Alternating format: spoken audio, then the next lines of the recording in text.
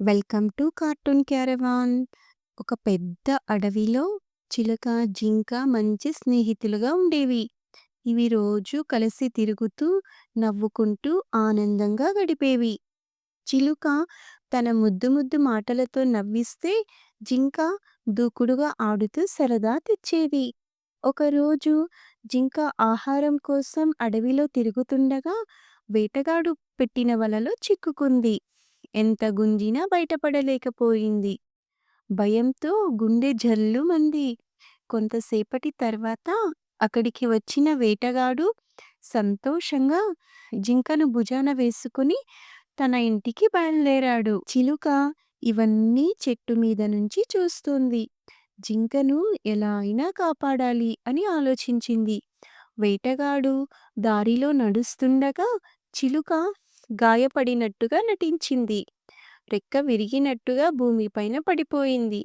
వేటగాడు ఆగి, ఈ చిలుకను కూడా పట్టుకుంటే అది కూడా బాగా ఉపయోగపడుతుంది అని అనుకున్నాడు.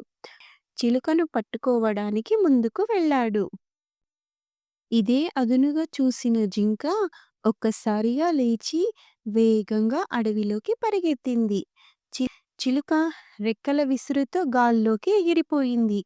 వేటగాడు నిరాశగా చూస్తూ, ఈ రెండు జంతువులు నన్ను మోసగించాయి అని కోపంతో చుట్టూ చూశాడు. కానీ అప్పటికే చిలుక, జింక చాలా దూరంగా వెళ్ళిపోయాయి. జింక, చిలుక కొంతసేపటి తర్వాత మళ్ళీ సురక్షితంగా కలుసుకున్నాయి. జింక మిత్రుడిని చూసి ఆనందంతో కళ్ళల్లో నీరు తెచ్చుకుంది. నీవు లేకపోతే నేను ఏమైపోయేదాన్నో అని చిలుకను చూసి సంతోషంగా చెప్పింది.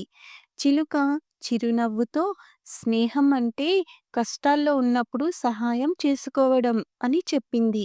ఇద్దరూ మళ్ళీ నవ్వుకుంటూ సంతోషంగా తిరిగి అడవిలోకి ఆడుకుంటూ ఉన్నాయి.